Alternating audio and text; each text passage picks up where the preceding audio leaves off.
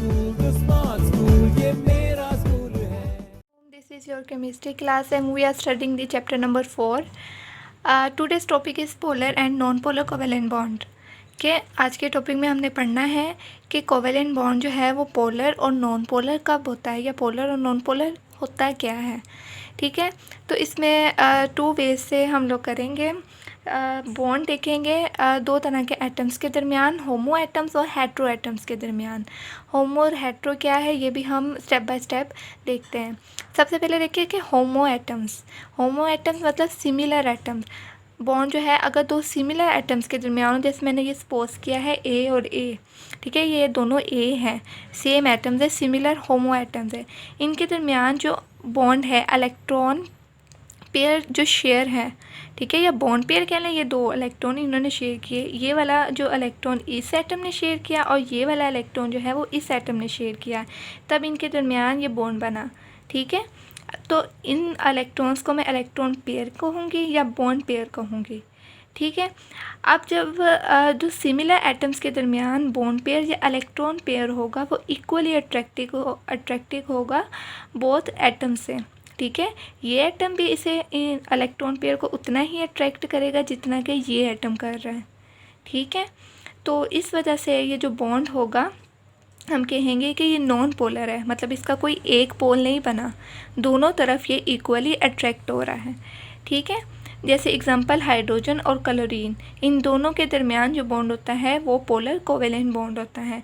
ठीक है, ये हाइड्रोजन और this hydrogen atom and this hydrogen atom sharing their on electrons and form electron pair. ठीक है, ये देखिए इन्होंने बॉन्ड जो बनाया है वो अपने अपने इलेक्ट्रॉन को शेयर करके बनाया है, अपने अपने इलेक्ट्रॉन को शेयर करके इन्होंने ये बॉन्ड बनाया है, और ये जो इलेक्ट्रॉन पेयर है वो दोनों एटम जो है वो इक्वली अट्रैक्ट कर रहे हैं।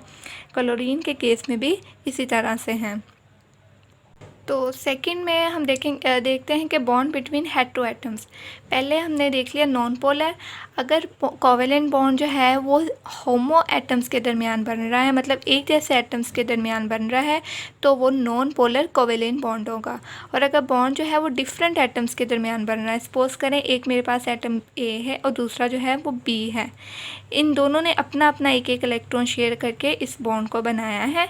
ठीक है, तो ये इलेक्ट्रॉन पेयर जो है अब वो इक्वली अट्रैक्टेड नहीं होगा। इन दोनों में से एक एटम जो है वो ऐसा होगा जो दूसरे से ज़्यादा अट्रैक्ट करेगा इलेक्ट्रॉन पेयर को। ठीक है, दूसरे की निस्बत इलेक्ट्रॉन पेयर को अपनी तरफ ज़्यादा अट्रैक्ट करेगा।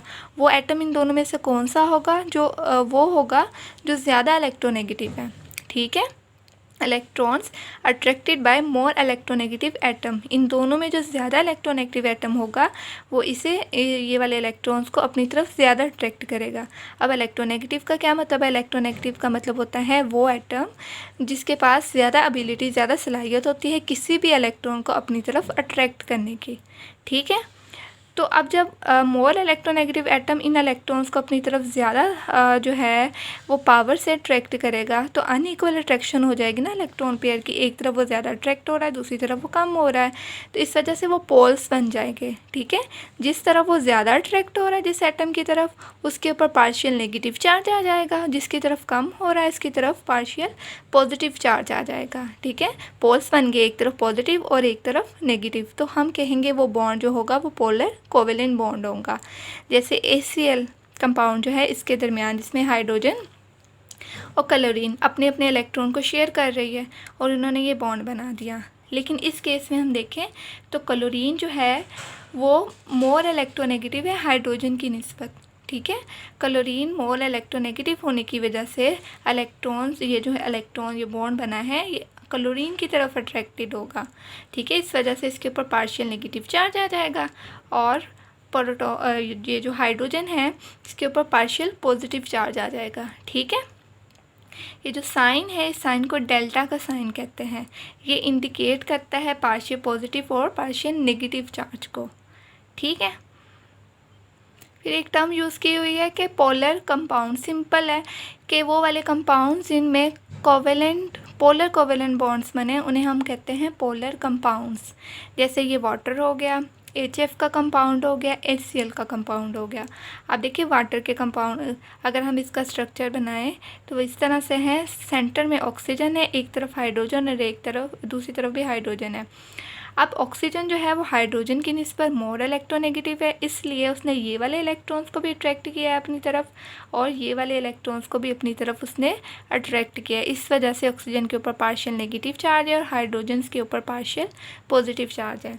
HF के केस में भी ऐसा ही है। फ्लोरीन जो है वो हाइड्रोजन की निस्बत ज़्यादा इलेक्ट्रोनेगेटिव है, इसलिए उसने इलेक्ट्रॉन्स को अपनी तरफ अट्रैक्ट किया है। इस वजह से इसके ऊपर पार्शियल नेगेटिव चार्ज आ गया है और हाइड्रोजन के ऊपर पार्शियल पॉजिटिव चार्ज।